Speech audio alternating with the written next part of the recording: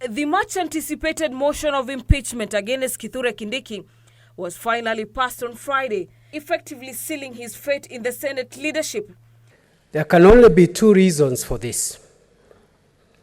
The first is that the trumped-up charges against me are baseless, and that my case is a fait accompli, and therefore I must be removed from office by all means whatsoever, even by unconstitutional means. In a showdown pitting factions in the country's political parties, Bwana Speaker, hoja yako ni nini, Senator Madzayo? Bwana Speaker, senators overwhelmingly voted to dethrone him as deputy speaker. You cannot have an army with two field marshals. This is what is happening, and is causing havoc to this country. There's a time, Mr. Speaker, I said on the floor of this House that Jubilee is dysfunctional. And we want a party that is functional, like a party that is in government. Both the minority and majority sides ganged up and ensured Kindiki did not stand a chance to survive the assault launched by his parent Jubilee party.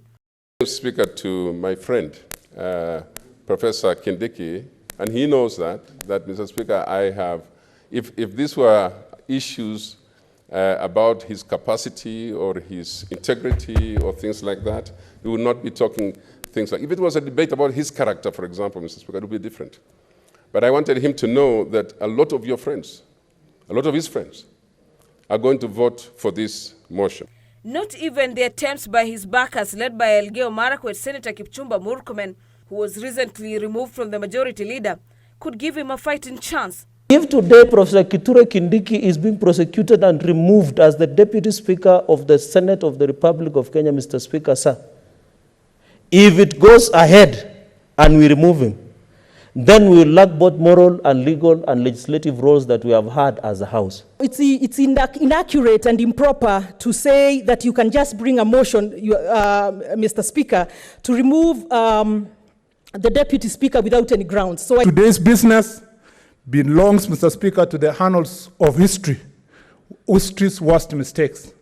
And Mr. Speaker, I say so because this House has heard the move of the motion. The second of the motion, Mr. Speaker, included. They have over and over again argued, Mr. Speaker, and I wrote it somewhere, that it's about loyalty of the party. If this issue was about loyalty within Jubilee, why is NASA involving itself, Mr. Speaker, in enforcement of loyalty within Jubilee? Do you really think that our competitor, Mr. Speaker, would be so happy to participate in enforcing that loyalty? They bayed for his blood that his plea of innocence appeared to have fell on deaf ears. Today, I stand here paraded before the whole nation,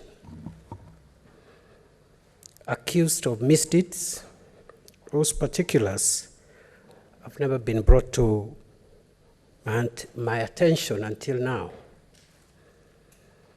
despite me consistently asking for them. One by one, they voted. Mr. Speaker, I vote yes. Senator Pareno Judith Ramaita. Mr. Speaker, I vote yes. Senator Pogisio Samuel Losuron.